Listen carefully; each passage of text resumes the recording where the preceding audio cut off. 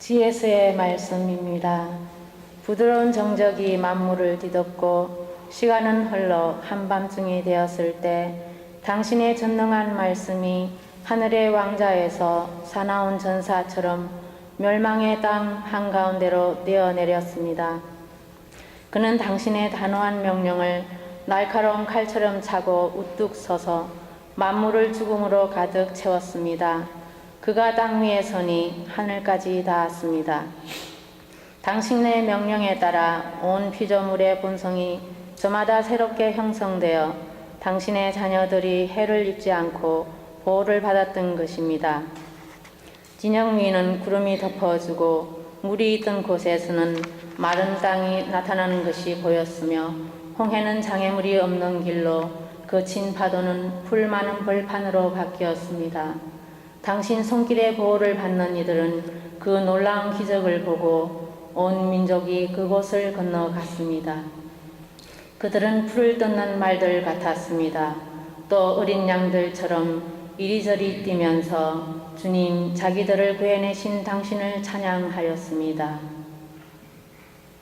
주님의 말씀입니다.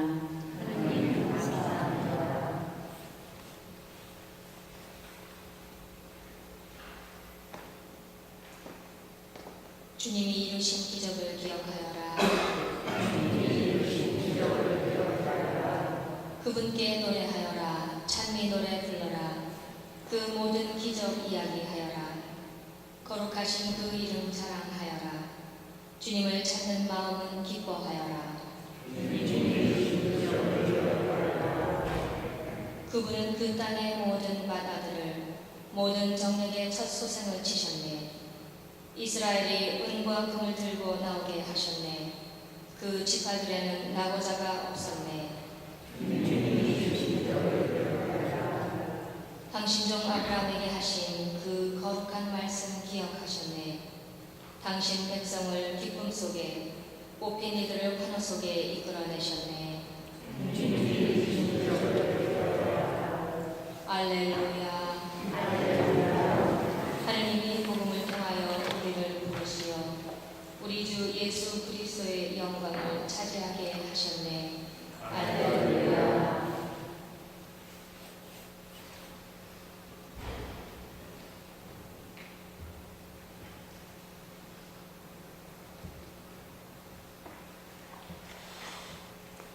주님께서 여러분과 함께 루카가 전하는 거룩한 복음입니다. 그때 예수님께서는 낙심하지 말고 끊임없이 기도해야 한다는 뜻으로 제자들에게 비유를 말씀하셨다. 어떤 고을에 하느님도 두려워하지 않고 사람도 대수롭지 않게 여기는 한 재판관이 있었다. 또 그 고을에는 과부가 한 사람이 있었는데 그는 줄곧 그 재판관에게 가서 저와 저의 적대자 사이에 올바른 판결을 내려주십시오 하고 졸랐다.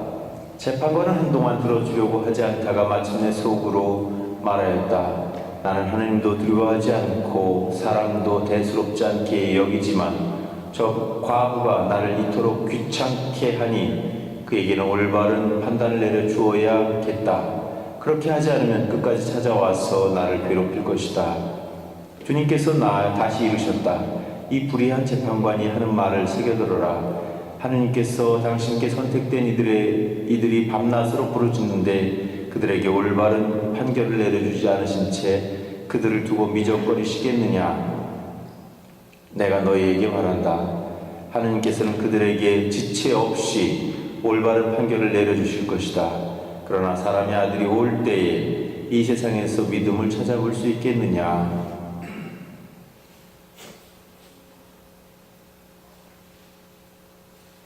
주님의 말씀입니다. 기도에 대해서 이야기할 때 대부분의 많은 분들이 하시는 말씀이 난 왜 이렇게 기도가 잘 안 되죠? 기도하려고 그러면 자꾸만 까먹고 기도할 시간 놓치고 기도가 잘 안 됩니다 하는 그런 질문 하나 하고, 또 한 가지는 저는 기도해도 왜 하느님이 들어주시지 않죠? 그런 두 가지 질문을 주로 많이 합니다. 사실 그런데 기도라고 하는 것은 어떻게 해야 된다, 이렇게 해야 된다, 저렇게 해야 된다, 어떤 방법을 알려줄 수는 없어요. 정말 중요한 것은 기도를 함으로써만 자기가 습득해가고 익혀가는 것이죠. 세상의 모든 것이 사실 그래요.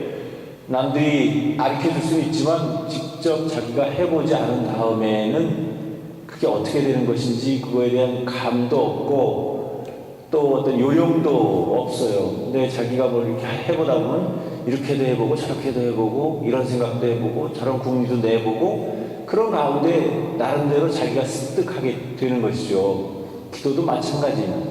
습득하는 겁니다. 그건 누가 이론적으로 아무리 잘 가르친다 하더라도 도움은 되겠지만 기도라는 것을 이해하고 또 기도가 어떤 것인가 하고 생각하는데 도움이 될 수 있을지는 모르겠지만 직접 기도하지 않으면 아무 소용이 없는 것입니다. 그러니까 기도가 잘 안 됩니다 하는 사람은 기도가 안 되더라도 억지로라도 계속 하는 거예요.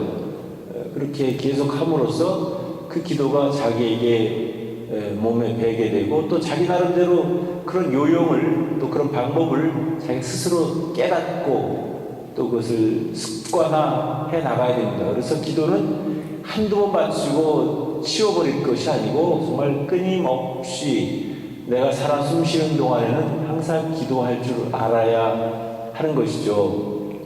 오늘 복음에 보면 기도하다가 낙심하지 말라는, 그래서 끊임없이 기도하라는 그런 의미를 가지고 예수님께서 제자들에게 비유를 들어서 설명해 주시는데, 어떤 과부의 재판관에게 하는 청, 재판관이 불의한 재판관이라서 과부가 아무리 청을 드려도 들어주질 않습니다. 그러자 과부는 그냥 계속해서 졸라대고, 그러자 재판관은 나는 하나님도 무서워하지 않고 사람도 대수롭지 않게 여기는 그런 사람이지만 이 과부가 나를 귀찮게 하니까 어쩔 수 없이 내가 들어줘야 되겠구나 하고 들어준다고 이야기합니다. 하나님이 그런 분입니까? 그렇진 않죠. 그러니까 하나님을 졸라대라는 이야기가 아니에요. 또 하나님이 무심하기 때문에 졸라댈 때까지 그렇게 우리를 졸라대길 바라는 그런 분은 아니셔요. 다만 중요한 것은 그만큼 기도라는 것은 끊임없이 해야 되는 것이고 끈질기게 해야 되는 것이고, 그것이 바로 기도의 본질이라고 볼 수 있습니다. 그러니까 기도는 뭐 내가 어떤 것을 소원을 혹은 내 바람을 이루기 위해서 잠시 동안 그 소원이 이루어질 때까지만 내가 하는 게 아니고 정말 내 삶을 전체를 봉헌하는 마음으로 기도하면서 살아야 되는 것이죠. 그러니까 기도라는 것은 어떤 특별한 방법이 있다기보다는 정말 내가 내 나름대로 어떤 그런 기도 생활을 해나가는 것이 중요합니다. 무엇보다도 매일매일 잊지 않고 하는 것이 중요하고, 또 그것이 반복적으로 또 당연히 해야 하는 것으로서 생각하는 것이 가장 좋을 것 같습니다.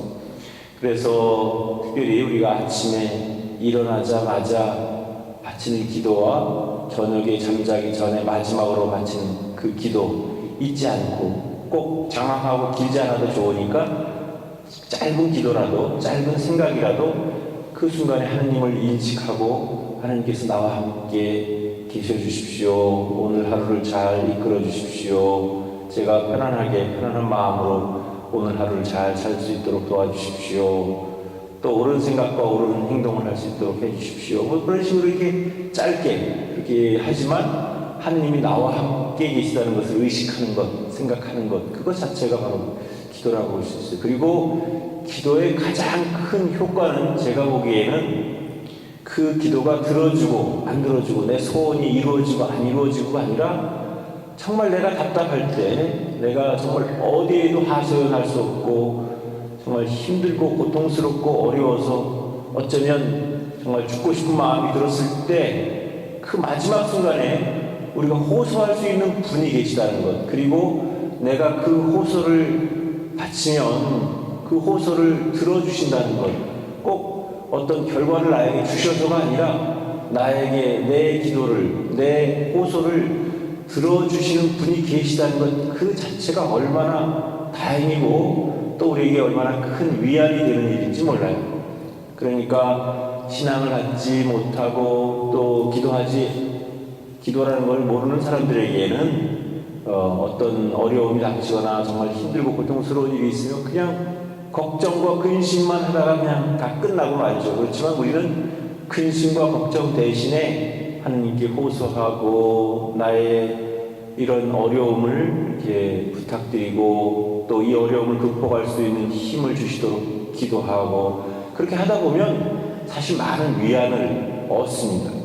또 내가 이런 힘들고 어려운 이 순간에 누구에게도 터놓고 말할 수 없는 이런 상황에 나의 이야기를 들어주시고 나의 마음을 받아주시는 그 분이 계시다는 그 자체가 우리에게는 큰 복이고 큰 은총이고 큰 선물이 아닐 수 없습니다. 그래서 어떤 의미에서 보면 기도는 어떤 것이 이루어지고 안 이루어지고 어떤 것이 들어지고 안 들어지고 그거보다도 기도 자체, 기도할 수 있다는 것, 마지막으로 정말 의탁할 수 있는 그 분이 계시다는 그 자체가 얼마나 소중하고 또 중요한 일인지 모릅니다. 그러니까 기도는 그 자체가 행복이고 기도는 그 자체가 위로고 또 기도는 그 자체가 기쁨이라는 사실을 우리가 꼭 좀 마음으로 깨닫고 직접 기도를 통해서 체험하고 느끼면 좋겠어요. 그래서 기도는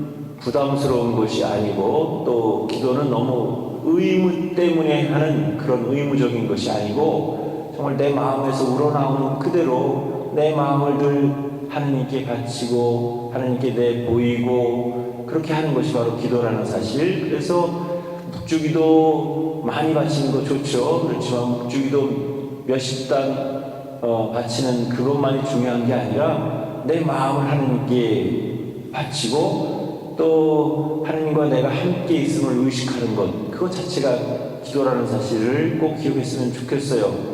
우리가 그래도 묵주기도도 하고 9일 기도도 하고 이렇게 하는데 그건 약간 좀 내가 이렇게 기도하면 하나님께서 이걸 들어주시겠지 하는 그런 막연한 흥정 같은 그런 기도가 될 때가 많습니다. 그래서 그 기도가 필요 없거나 나쁘다는 것은 아니지만 그런 기도보다는 정말 하나님과 내가 하나 되는 그런 기쁨을 누리고 하나님과 내가 함께 있다는 것을 의식하는 이런 기도야말로 더 중요한 기도라고 감히 이야기할 수 있습니다. 그래서 기도는 뭔가를 자꾸만 이야기하고 뭔가를 상상에 떠올리고 그런 것이 아니고 사실은 성당에 와서 조용히 앉아있는 것 자체가 기도이고 그때 내 내면에서 이루어지는 하나님과의 자연스러운 대화 그 자체가 다 기도라는 사실을 꼭 기억했으면 좋겠어요. 그래서 시간이 나는 대로 성체적을 한다든지 성당에 조용히 와서 앉아있는다든지 이런 시간이 얼마나 평화롭고 우리에게 또 은혜로운 시간인지 그런 것들을 우리가 좀 체험하면서 살아갈 수 있었으면 좋겠습니다. 그래서